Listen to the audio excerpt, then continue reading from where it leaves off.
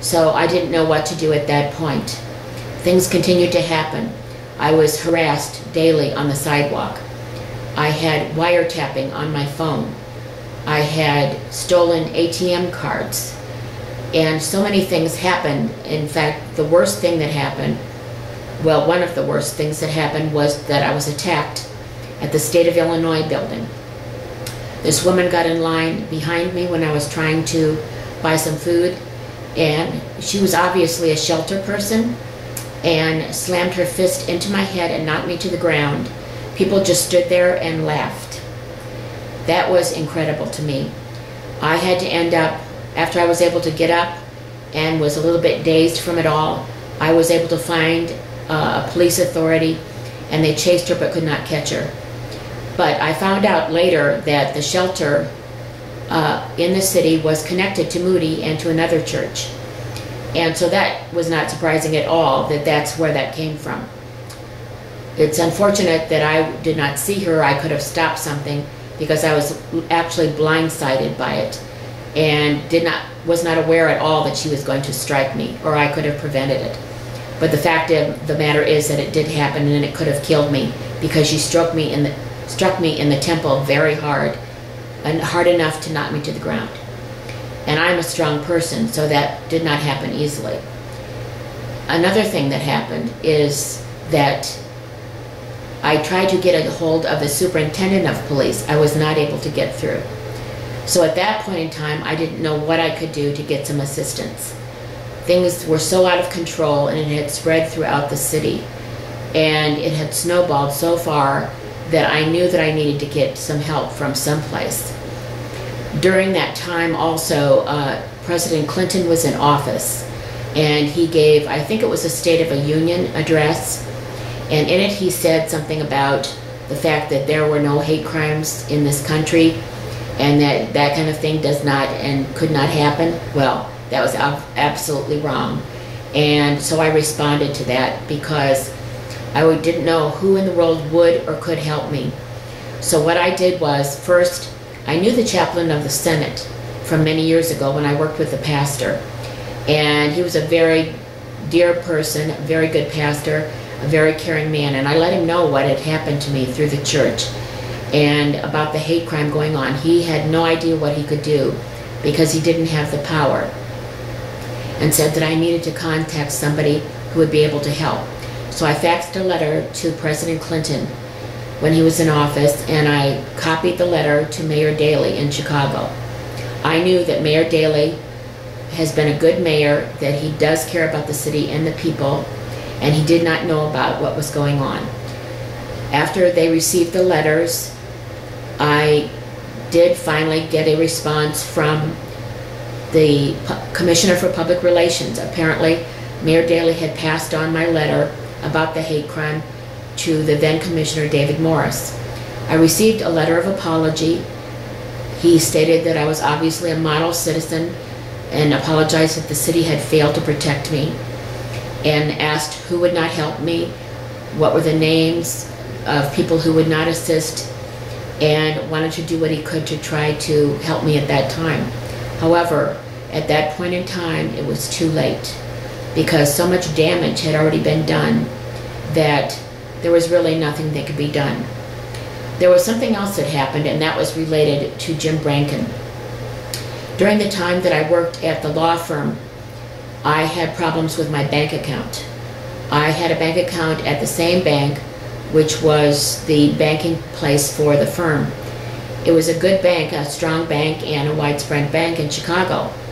And before this happened, I really didn't have any problems with my bank account. However, the tellers tipped me off to the fact that this man, Jim Branken, was in the parent bank of the one that was over mine. And I had no idea that that was the case. I had missing signature cards, other abnormalities happening with my account.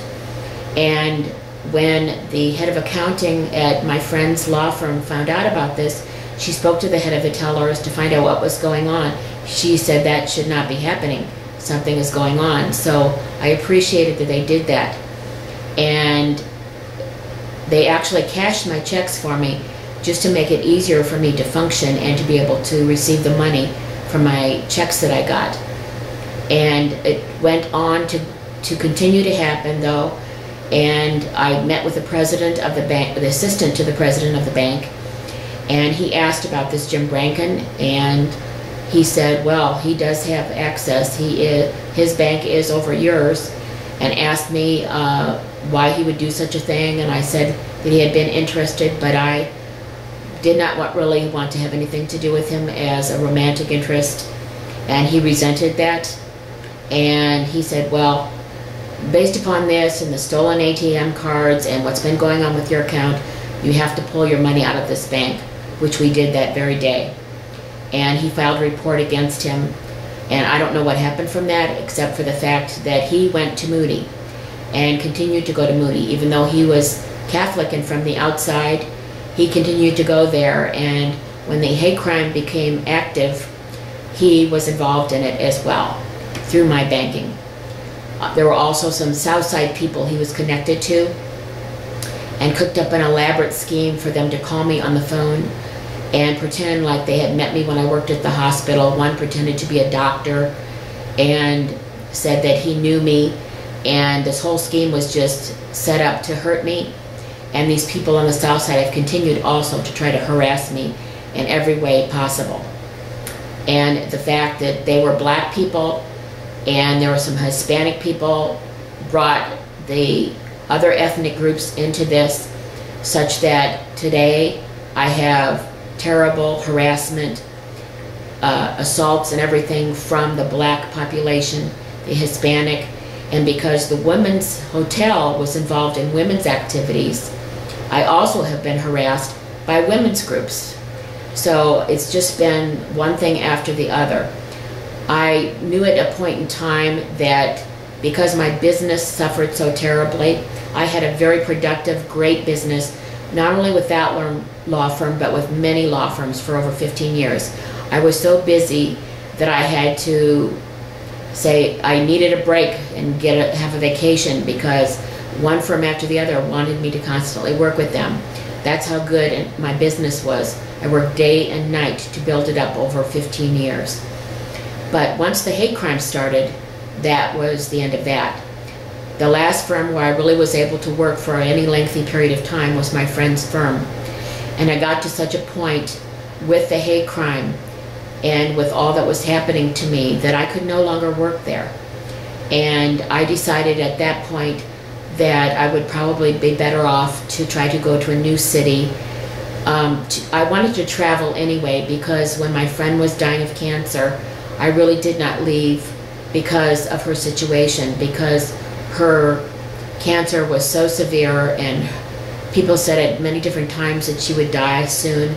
She hung on for 9 years and it was a heartbreaking situation. But I promised her that I would stay there and be available to her until she died, and that after she died, I would travel and finally see things I've never seen and try to do my business that way. In fact, before she died, she said to me, I don't know how you can get up every day and face this world with what is happening to you. Not only have you had to deal with my dying of cancer, but you've had to face assaults and harassment, stolen things every time you turn around. It's something else happening.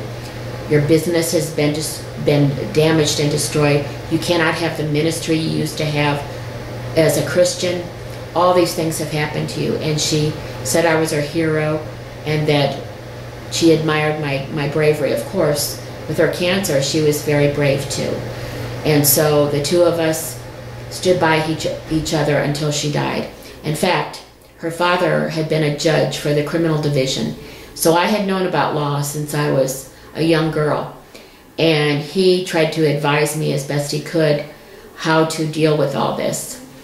But at one point, he also died of cancer as well. And I tried to go to different cities. I did work at law firms in Denver and in Atlanta, in Seattle, and in some other cities across the country. However, one of the pastors I met while I was in Seattle, who was from Chicago, found out what had happened with the hate crime, And then we started, when I was in Seattle, we started seeing the same things happening there that happened here. And after he made an investigation of all that had happened to me here, he said, "Oh, you've really been through it. I don't know anybody else that could have survived through this. But unfortunately, it seems like it's going to come here as well."